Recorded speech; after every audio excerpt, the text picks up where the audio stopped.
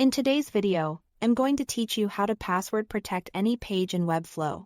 If you want to limit access to a specific page, folder, or even a CMS collection template in Webflow, this is a simple way to do it directly from your site settings.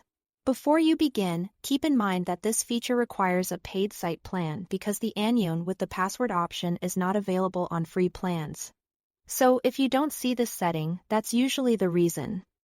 Start by opening the Pages panel on the left side of the Webflow Designer.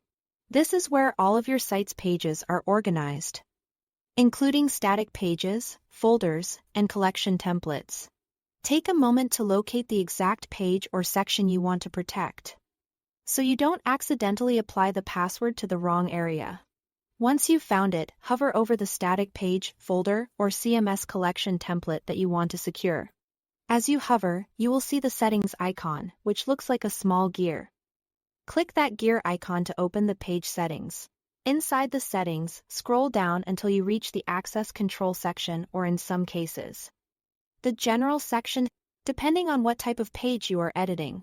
This is where Webflow lets you control who can view that content. Now change the access setting to onion with the password.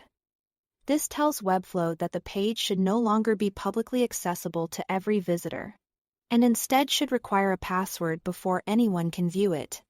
This can be useful for client-only pages, private content, preview materials, or anything else that should stay restricted.